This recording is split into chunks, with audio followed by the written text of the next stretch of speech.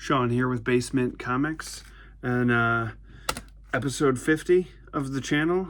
What better to do than it's New Year? Might as well do a room tour. So I've never done this before, so here's the intro, and bear with me as I figure out the best way to tackle this.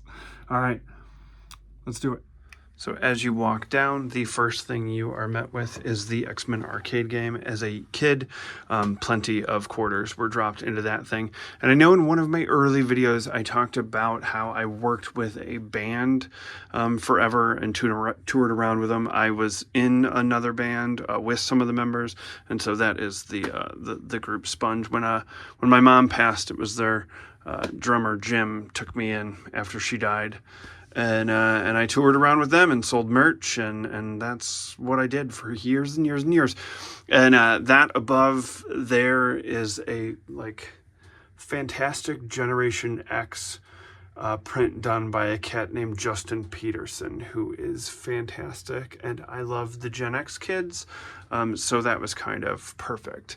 And then above that, there's a Hot Wheels X-Men Blackbird, that pennant, and then that sign is this Harry's Hideaway sign, Salem Center, established 1985 because it was first introduced in New Mutants. And then obviously on the laundry room door, there is that fantastic Jim Lee piece right there. And then as far the hallway down to the basement is all family photos, but right here I've got like an old Dazzler handbill, a Smashing Pumpkins 1979 clock, this great Phoenix fighting Emma poster, a Daredevil print down there, and then I love the band Hum, so there's some Hum artwork. And then this will give you a span of the room, but I am gonna, because I don't think this is the best spot to start this in, so we're gonna go over there. And you can see that first spinner rack that you see, that is all 1960s X-Men. And I don't know if you can see. That is the license plate that Charles Xavier has on his Rolls Royce. And so I had to get that. So that is the beginning of this, and then I will start in a better spot. Okay, so up here, I have, sorry about the glare on some of these things. That's some original art from Uncanny X-Men number 321. That Uncanny X-Men Annual 17 is the first comic book that I ever got. There is there's some pins there of the arcade game characters, and that is a diploma from Xavier's, my very played with and well-loved X-Men figures, a great Russell Dauterman print, a picture of my wife and I meeting Chris Claremont. My brother did these glass things, I don't know what you would call, like sun catchers maybe, I don't know. Couple cool Wolverine things and a TV tray, and obviously like I listen to a lot of music when I read comics, and so then there's also like a lot of like Marvel history books year by year, and some like cool, there's a very cool X-Men placemat that I've had, or not placemat, like doormat thing that I've had since I was a kid.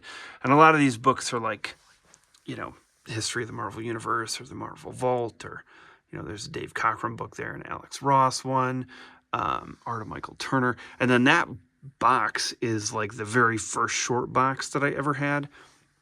And in there I have all of Henry's comics and a great X-Men slip mat from the Krakoan era on there. And let's see, that is a picture of me with the voice actress from Storm, and she wrote my favorite line of dialogue from the series, I shall meet you at the monorail. And then that picture of Storm, that is actually the original artwork for her like character card on the in the title credits for the original X-Men cartoon. So there's that. I have this spinner rack here, which my neighbor, a pal of mine, made that for me.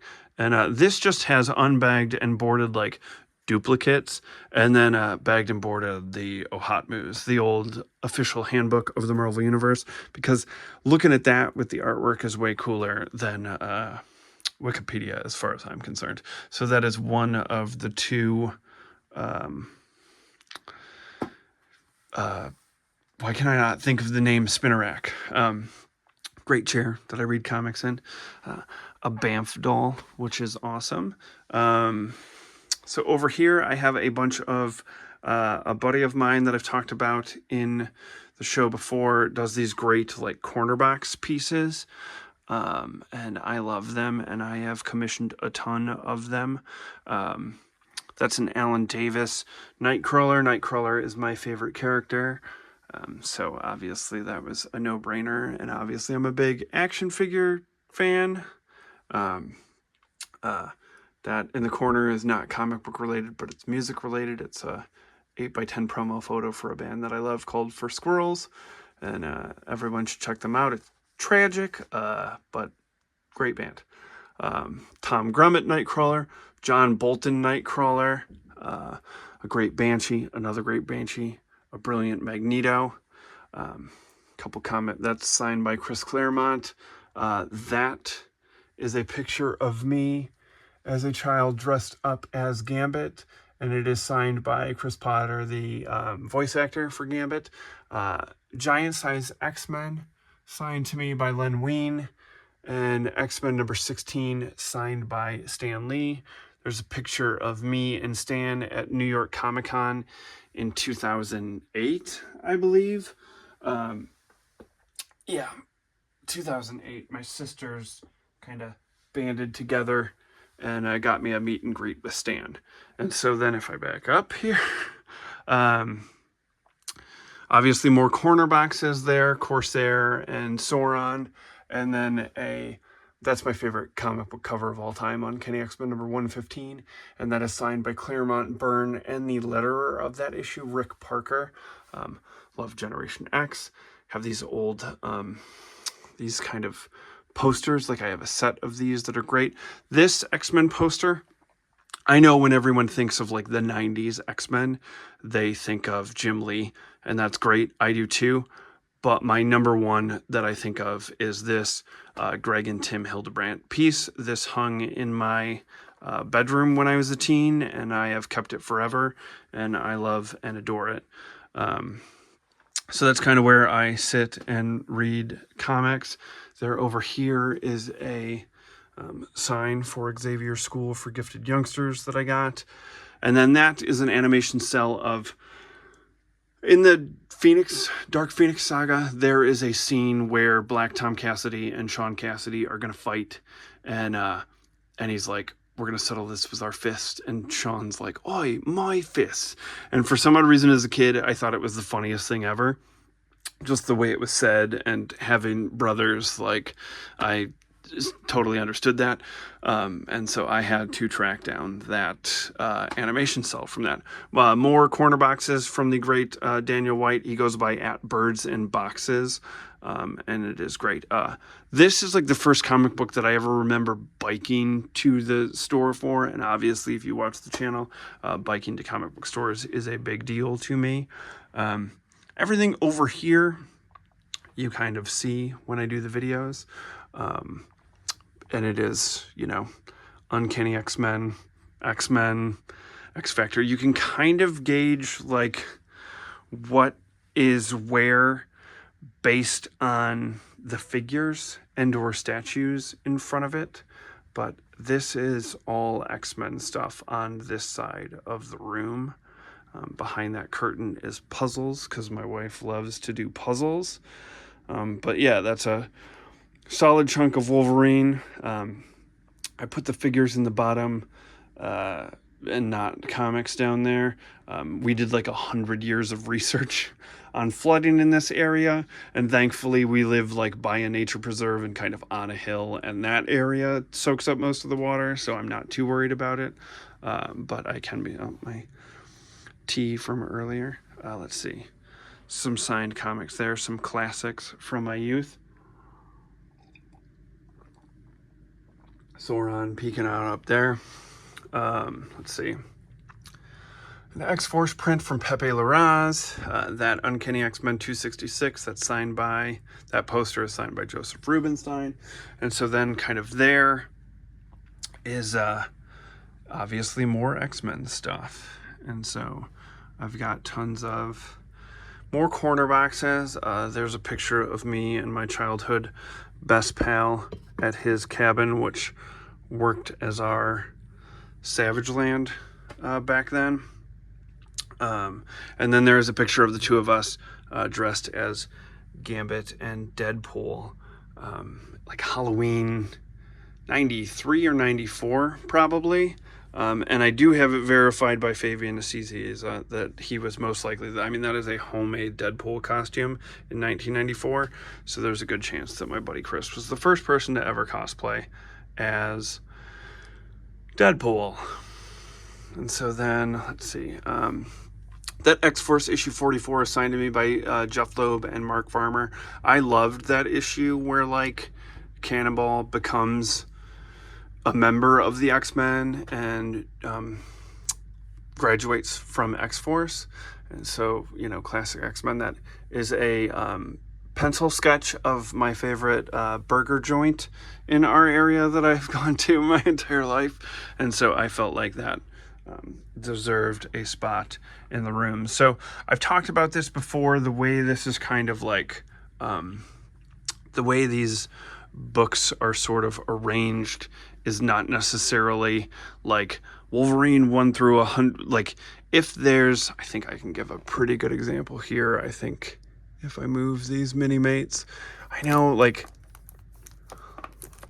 okay, I'm gonna be made a fool right now. They've got to be in here somewhere. Oh, see, okay, so Uncanny X-Men 150, and then you get Avengers Annual number 10. So I have it sort of arranged in a, this is how it chronologically would happen, and I think shortly after that there should be some ROMs in there, but that gives you kind of an idea of, like, how, I'm not going to worry about that, of how this is kind of organized, because I did this heavy read through of all the X-Men stuff kind of back in the day, where I read through all of it in chronological order. So there is plenty of X-Men stuff to be had here. This little Spat and Grovel toy there, it sounds dumb, but I used to look at that at my original first comic book shop, and they went out of business, and then the new comic book shop that I went to had bought all of their stock, and so they let me pick something out, and that's what I chose, because I was like, oh my god, I remember, and this was like 20 years later, and I was like, oh my god, I remember staring at that X-Men Alert adventure game, a bunch of little X-Men Lego characters that were purchased, little Hellfire Club setup. I purchased a ton of Hellfire Club guards. Obviously, I enjoy, and you know, you can tell these are all, I don't have, I have some comics in boxes, but most of them are on the bookshelves. And then in this corner, I have obviously more of my childhood toys. And then this great Mutant Massacre map that I just think is awesome, and this Onslaught poster hung on my bedroom closet door. And I love the Savage Land because, like I've said, my childhood best friend, this is actually a picture of, like, he had a cabin up north in Michigan, and we would spend summers there, or like Easter break, and it was always either Genosha or Savage Land, and we played with our toys there. You can see some pictures of the toys there. And yeah, over here I have this Art Adams poster. Even before I got into the X-Men, I desperately wanted this, like, Ninja Turtles poster, and the store was out of it. So my parents were like, oh, you're getting this. And I didn't know what the X-Men was at the time, because this was late 80s and I was into Ninja Turtles. And so that hung above my bed long before I ever got the bug in, like, 92, 93 with the cartoon. And there I have a toy box full of toys for Henry. And here I have, that was the first comic that I ever got a letter printed in. And this is, so all that side was X-Men, and then this is where my Avengers run starts, and my base, because I play bass, and did forever. And let's see, so there you have some Legos, and a Fing Fang Foom attacking a helicarrier, and the mansion, and then loads of Nightcrawler's my favorite, so there's an army of Nightcrawlers there, and just different assorted things there, and there's a little bit of that over here as well. And then this is the 60s spinner rack of X-Men, and I know I did a video early on where I kind of went through the 60s run of X-Men and how there is stuff like Doctor Strange there, and those Marvel Tales Doctor Strange is in there, filed in there because Juggernaut shows up and he's X-Men adjacent. So that's kind of how that like flows. And then this bookshelf right here is alternate reality stuff, X-Men 2099, Mutant X, and Exiles. And that's kind of how I have that there. And then this is what I stand at when I'm talking, and this is, so I've had some variation of a comic book room in my house for about 20 years, and we bought this house during COVID, and I missed, like, me and my pals used to hang out at the shop on Wednesdays. We'd order food and get it delivered up there, or go out afterwards for food, and we kind of just hang out and talk about everything, and I kind of missed that, and so I built this kind of comic book island in the hopes where we'd one day, like, hang out here and do all that thing. And these are there's a company called Blind Science that does these really nice labels for these, and I want to get them for the entire room. But right now I know what's in here, but they are not technically labeled. Oh man, my Nightcrawler fell off. But that's a good point to bring this up. So I have a buddy named Austin, and he has a company called Aus Jericho, and they are on Instagram, and he makes these very cool paper dolls. And so that is Nightcrawler, and I commissioned him to do a Maggot because there was nothing Maggot released at the time. So I had him do that, and I thought that was great. And there's this says like a story on the toilet paper. That was a hot ticket item during the toilet paper shortage of 2020.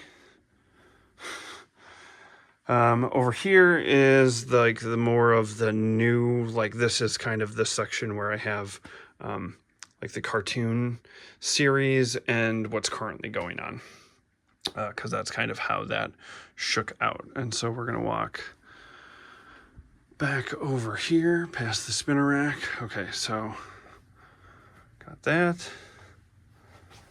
We're back at the game. And then we're over here for, this is the continuation. So that one bookshelf is like, believe it or not, because I think each one of these bookcases basically works out to be like one cubby is basically a short box. And so over here, I have all of my Avengers stuff. I am desperately trying to figure out some cool lighting. So if anybody has any ideas in the comments, I would really appreciate it. More of those corner boxes art. That is a Cyclops by Tom Rainey. And then you'll see occasionally a couple of these. These were done years and years back by Dave Wachter, and he did like Uncanny Valley and Teenage Mutant Ninja Turtles for a while. But this was before he broke. I had reached out to him and asked him if I could get like class portraits of X-Men characters, not in costume, but like it was like a yearbook photo. And I have a couple of those throughout the room, and they are fantastic. So obviously loads and loads of Avengers toys. This great Fantastic Four thing. And then obviously this is where, like, so the one side is all X-Men, and then this is the rest of the Marvel universe. And so, it's a great cookie jar right there. Hasbro Galactus. And so then we go into my office. I work from home. And so this one kind of breaks a little bit from the all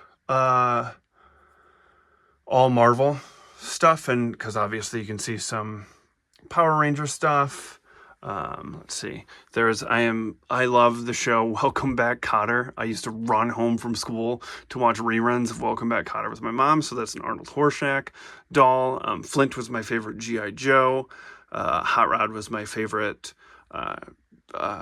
Transformer. You got Dana Scully and Fox Mulder. That is a Frankenberry box that is signed by Jeff Johns, because I met Jeff Johns years ago and he was a big cereal fan. So I brought a comic for him to read and then brought cereal for us to eat together at the signing because he's a big cereal fan. That Guardians of the Galaxy poster was given out. You could see like 15 minutes of Guardians of the Galaxy before it was released in theaters. And so my poor wife, when we first started dating, had to sit for like 3 hours so we could see 15 minutes of Guardians of the Galaxy, but it was totally worth it. And so then over here, we've got an X-Men poster and some miscellaneous X-Men drawings, a great Fantastic Four print by John Byrne. And if you back that up, so there's like short boxes, and those are all like the 2 Fantastic Four ones are Fantastic Four miniseries and one-shots, Captain Marvel, and then Avengers kind of starts there. There's some down there in the bottom is like cosmic stuff.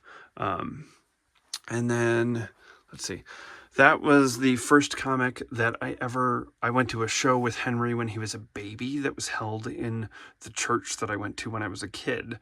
And a buddy of mine was set up there selling, and so that was the first comic book that I ever bought Henry, which is great because it is the first issue where Franklin Richards is in there. And there is Marvel United, which I bought fully into without having any friends that were willing to pay it or play it. So I am fingers crossed that Henry is into it. And there is the great, as a child, me and my pal Chris played hours and hours and hours of crossbows and catapults. And I was like desperately trying to find a complete set of that, not for thousands of dollars. And right when I was about to pull the trigger on an overpriced one, they announced that they were reissuing it, and it's fantastic, and I'm super excited to play that with Henry. This is the most heartbreaking thing of my entire collection. This is a neon sign that I bought, and it hung in all variations of the comic book room, and I loved it. And as you can see right there, it got broken, and I have desperately tried to find neon people that would be willing to fix it, but no one can, and it is a bummer. So I have yet to work up the nerve to just get rid of it, but I would love to have the space. But I don't want to get rid of it because I love it. That's my Thor section, which is mostly just Walt Simonson's and J. Michael Straczynski and Matt Fraction and Jason Aaron's. But again, there's a lot of issues crammed in here. You can fit probably 200, 250 in each one of those, believe it or not. This Captain America poster we got on vacation at Universal. It's another Hum poster. So this is kind of behind me in my office, and every time I have to do a Zoom meeting at work, everyone always is like, whoa, that's a pretty cool room that you got there. And then I show them photos of the rest of it, and they're like, oh, do you live in a comic book store?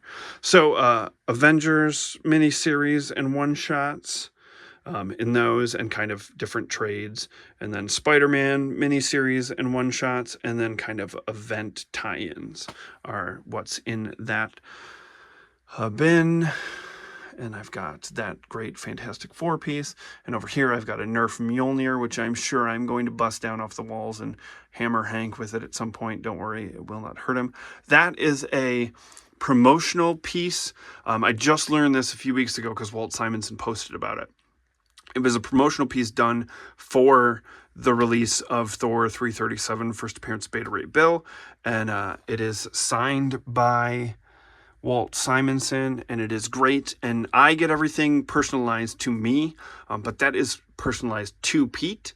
I am not Pete, but the shop that I used to go to for years and years and years, one of my buddies worked there. Well, he still works there. It's not a comic book shop anymore. It's an auction house. And his name is Pete. So I just pretend that Pete got this from Walt Simonson and then sold it to me. And that's how I deal with the fact that it is personalized to someone else. And so this section of the office is all Spider-Man. That wall is loads and loads. That's a complete run of Amazing, Web of, Peter Parker, Spectacular, and the various miscellaneous, and all sorts of issues and cool bits and bobs that are Spider-Man related. Probably my two favorite things from this Spider-Man section, besides the picture of Henry and the cool Spider-Man frame, thwipping in a Spider-Man costume next to a Spider-Man doll while we're riding our bike around Halloween, is this Marvel Tales issue. I teach Sunday school, and two of the kids got that for me when they found out that I liked comic books. And then there's a picture that Henry, I don't know if he didn't draw, he didn't even stay in the lines, but I adore it. And there's his first pair of Spider-Man shoes, and I adore those. So yeah, so that is the Spider-Man section of the office. That's kind of the miscellaneous section of the office, and then various like boxes of one-shots and miniseries is kind of how that section of the room works out. So then you're back into, I'm forgetting Spider-Man Street, and my awesome stilt man that goes all the way to the floor. And that great Mike McCone Spider-Man versus Goblin piece, that's awesome. Yeah. Okay, so then there's my shop was selling these recently for like old school prices. Oh man, old school prices of like $5 a piece, and so I jumped at it. One day, if Henry wants to pull them down and open them up from the packages, that is a-okay with me. Let's see, there's a picture of me hugging my spinner rack as we had to pack up the old comic book room in our old house when we got ready to sell it. That's what I'm doing right there, is I was getting ready to pack up all my comics while they sold the house. There's a picture of Ashley holding up her first comic that she was reading because she read the Krakoa era. A picture of you two. Pictures of my toys up at the cabin. Pictures of my pal Chris and his family. And sort of that's kind of what's up there. And then also up there are those like Kenner figures. So then what you don't see when I'm filming videos is I stand on the other side of the comic book aisle. So here's this side of it, various comic books that I've loved throughout my life, and in the boxes up here I have on the front, instead of them just being normal boxes, they're like comic book sized versions of the old trading cards, which I love. So that's there. And then this section, great Ed McGuinness piece. That's another one of those Dave Walker. That's a Gene. And then an old wedding promo. And those are all my villains from when I was a kid. Well, not all villains, but clearly a lot of Gene stuff. So then there's a Scott and a Banshee smoking a pipe, and a Nightcrawler with a great turtleneck that I absolutely love. And so then there's more Avengers and Captain America. Your Fantastic Four eventually catches up, and that's all of those rows, and Iron Man, etc. Captain Marvel. And then over here is Krakoan stuff. I built this. I got crafty one day. You know, got with a wife, had a bottle of wine, built myself a Krakoan gate. That's another one of those Osh Jericho. He made me a Rasputin paper doll out of cool construction paper, and I love those, and they are great. Yeah, there's the Marvel Multiverse role-playing game, and I have no one to play it, but I still own all of it. This is the section of the room that is not comic book related. It is movies. So here's a quick, just like we went to the Christmas Story House a few years ago. There's a bunch of movie posters and I don't know what they're called, like but obviously from movies that we love, we have put up a bunch of movie stuff in this. Obviously, we're big Grease fans in this household, and so loads of movie posters and stuff in the little movie section that we built for ourselves in that area of it. And so then more cool Daily Bugle Lego, more Kirk comics over there. That one over there is all the Marvel cards. And then this is all like Marvel movies, etc. And then a Dark Phoenix poster, because I know this is going to be a controversial hot take, but I know that movie was hindered by the fact that Captain Marvel was coming out, and so they couldn't do the space battles that they wanted to do in the end. That's why we got the train, and I didn't hate it because I knew they were working with their hands tied behind their back. Didn't hate it as much as everybody else. In the winter, and I like the poster because it's like the old painted art style. In the summer, I switched it over to Days of Future Past, which I think is the best comic book film ever made. But in the winter, which we are in right now, it is Dark Phoenix. And so that is BaseMint Comics HQ. So up there is some more toys, and those are in the old house. In the old room, there was a ceiling fan, and I paper mache'd. I cut up comics. Clutch your pearls. I got a bunch of dollar comics and paper mache'd panels onto the fan blades of that. So then that's where I stand when I rant about comics, and this is the room. So there is that. I don't want to go, I guess, too in-depth about anything, but this will give you one more pass through. Oh, my great X-Men floor mat. I would love to get rid of the carpet. That is a goal. At least change it. It's the carpet from when we moved in. The rest of the house is all wood floors.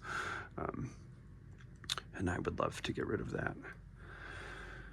And so, yeah. So that is the room.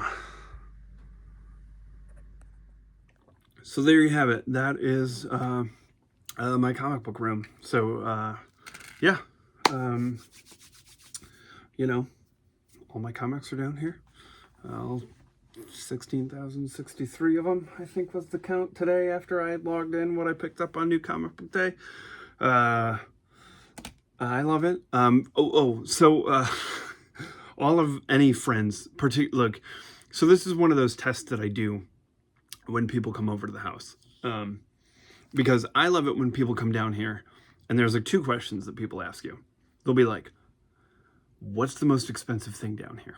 And I hate that question, because that question has nothing to do with like what it means to me. It just means like, if I were to toss something up on eBay or sell it at a show, what's going to be the most? And I often tell people, like, I'm not a condition guy.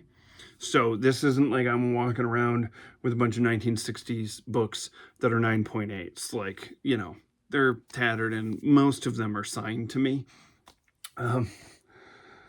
But there is the rare person that comes down here and asks what is down here that means the most to me. And I love that question. And that is how I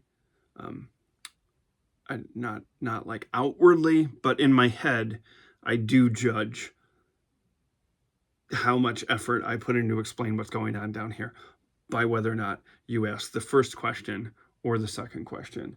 The other thing that happened is, obviously everyone comes down here and they're like, holy shit, looks like a store. And it does. And that was somewhat of the vibe that I was going for. I was like, I would like this to look like the store that I always wanted to go to. And it was put together. Like I said, I've had a variation of this in every house that I've lived in for the past 20 years. But this one was like, we bought this house during lockdown, and I really like, my job had me working a lot. I was not at home during COVID learning how to start sourdough. We were both very busy during that, and I missed sort of seeing everybody regularly on Wednesday and my pals, and it was that all kind of lined up with like the end of that store that I was going to. Like the store that I go to now, I have gone to my entire life for back issues, but I was not a Wednesday guy at that store, just because it wasn't in any of the areas that I lived at the time. And so like I missed my pals, and so I was like, oh, I'm gonna build something, that would feel like the store. And when this is all lifted, we can have barbecues in the backyard, and we can hang out and talk about comics and life, and that was like the vibe that I wanted to create in this. Because at the time, really, the only time we were getting together is like if a Marvel movie came out, our local theaters would like rent out the theater. Like you could get like 30 people together or whatever, and we'd all pitch in and rent out the theater, and so we could do that. So the other thing that I get now is like people that are like I know when we announced years back that we were going to have Henry, like everyone was like, oh, you're gonna have to pack up the basement, man, he's gonna tear that apart. And it's like, yeah, he is. And it's awesome. Every time he comes down here and he starts pulling off action figures off the shelves, I love it. I am not going to be Will Ferrell in the end of the Lego movie. There is no way that child can live in a house with a basement like this and come down here and not pull the toys off the shelf and play with them. And I want him to. Why would I have this thing and make it inaccessible to him? I don't know. So anyways, I dusted, and let me tell you, it takes forever to dust this place. So the past 2 nights, he's been like, can we go downstairs? And I've been like, nope. So I was going to film this tomorrow, but I was like, I can do it. I can knock it out. And that way I can lift the ban on coming down here. So maybe I'll tack on him tearing up this room. So I have some ideas for some things that I would like to do. I never, when putting this together, I never planned on like being like, hey, here it is, and like, but I'm always interested in seeing other people's collections. So I figured I might as well. And I know I have one person who is watching who is, we've been friends for years and years and years, but have never actually met in person. So I'm sure he would, I know he's been looking forward to this for a long time. So that is the BaseMint HQ. I love it. Let me know in the comments. What do you think? Any ideas on the lighting over there? And there was like a Alex Ross X-Men poster there. And I will say this. If it seems like everything hanging on the walls is X-Men over the rest of the Marvel Universe, except for in my office, you would be 100% correct. And the reason for that is,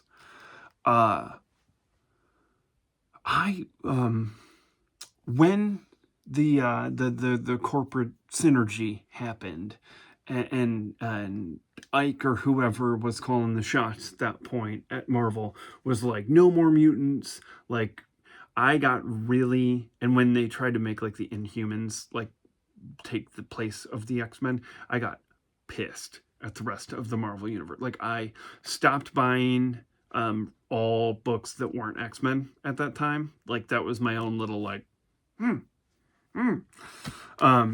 and they got rid of Fantastic Four at the same. It was a dark time for me, comic book wise, because the X-Men books weren't good. So it was I like just an all around weird time. So I got a lot of art that was like X-Men related, and And since, you know, a few years ago doing the Corner Box Classic thing and reading through finally all these runs of the rest of the Marvel Universe that I have, you know, I have found my fondness for those characters again. So there's a couple things that I would like to like shift. So there's a little bit more representation of the rest of the Marvel Universe throughout the rest of this room. If you're like, holy crap, that just looks like an X-Men museum. It does. It does. But know that, you know, if the channel keeps going, if people keep on, you know, subscribing and commenting and liking like you would prefer them to do, I will probably do these as I cycle things out and change things up. And maybe one day this gross carpet will be gone to be replaced by other carpet that's not as gross. Because we need to have at least one spot in this house for that kid to run around. That's not wood floors. So, there you have it. I've said this like 3 times. That's BaseMint HQ. Thanks for walking around this room with me. I hope you enjoyed it. It's been a blast for me to show it off. If there's anything that you like pinpoint where you're like, oh, I would like this explained more, please let me know. I love talking about this stuff. And so just drop a comment in the bottom. And this is probably going to take place of this week's Corner Box Classics. Maybe not. Maybe I'll throw one up early next week or something. Who knows? I can do whatever I want. I'm in charge here. So there's that. So it'll either be a Corner Box Classics coming up, or you will see us next New Comic Book Wednesday for a bike ride up to the comic book store to pick up what looks to be a really big week, which is, you know, great, but also financially irresponsible. All right. Thanks for taking this ride with us. Bye.